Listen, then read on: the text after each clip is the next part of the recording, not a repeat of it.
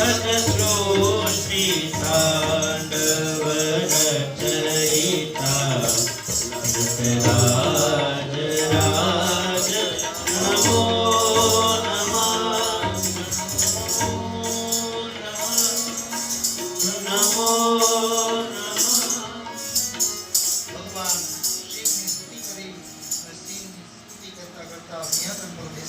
વ્યાસજી કહે છે ત્યાર પછી એ બાળક જેને પાણીની અંદર પધરાવી દીધું હતું એ ઈંડારૂપ હતું અને બ્રહ્માંડના ગોળાકારમાં તે જળમાં રહ્યું.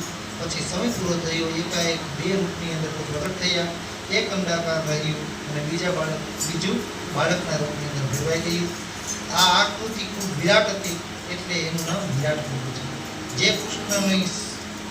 જે કૃષ્ણના 16મા અંશ બરાબર હતા તે ક્ષુદ્ર નામનો વિરાટ સ્વરૂપ ભગવાનને વારંવાર ઉપર દ્રષ્ટિ કરવા લાગ્યું અને ભૂખ અને તરસથી આતુર થઈ અને તે વારંવાર રડવા લાગ્યું. પછી જ્યારે તેને ખૂબ રડી રહેલો જોઈ ત્યારે તેને ભગવાન શ્રી કૃષ્ણનું ધ્યાન કર્યું અને ધ્યાન કરતા ભગવાન શ્રી કૃષ્ણ એની સામે પ્રગટ થયા અને પછી તો સનાતન બ્રહ્મના દર્શન થયા. એને જોઈને બાળક રાજી હસી પડ્યું છે, કારણ કે એક બહુ શ્યામ ભગવાનનું જે સ્વરૂપ હતું, ભગવાનને એકમાંથી અનેક થવાની ઈચ્છા થઈ. કારણ કે એકલા એક છત્ર સમ્રાટ બનીને આપણે આ સૃષ્ટિના અંદર જઈએ ને તો આપણને મજા ન આવે.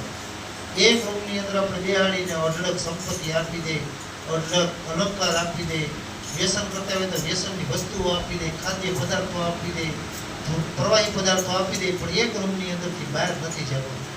આવી જ્યારે એને સૂચના મળે કે ઘરની બહાર તારે નીકળવાનું નથી, ત્યારે વધીને 1 કલાક 2 કલાક 5 કલાક પછી મને અહીંથી બહાર લઈ ગયો, મને અહીં ગમતું નથી. કારણ કે આ સૃષ્ટિ ઉપર આપણે એકલા ગમતું નથી. કારણ કે આપણી એને કોઈ બાંધવા વાળું જોઈએ, આપણી એને કોઈ આપણી પ્રશંસા કરવા વાળું જોઈએ, આપણી સાથે હરવા ફરવા વાળું જોઈએ, તો જ આપણને મજા આવે. બાકી આપણને પણ મજા નથી આવતી. એટલે તો પરમાત્માએ પણ એકોહમ બહુ શ્યામ પરમાત્માએ કીધું મારે એકમાંથી અનેક રૂપે પ્રગટ થવું છે. આમ એ બાળકને જોઈ અને એકદમ હસી પડ્યું. અહીંયા આપણે ભલે ભાગતા હોય પણ એ માણસ આપણને વિદેશની ભૂમિ ઉપર જ્યારે સામો મળે ને એટલે કહેવત છે કે ગામનું કૂતરું વાળું લાગે. એમ ક્યાંય અજાણ્યની જગ્યાએ આપણે ગયા હોય ને ત્યાં આપણો દુશ્મન સામો મળે ને તો દુશ્મનને પણ આપણે ભેટી પડીએ અને આનંદિત થઈ જઈએ.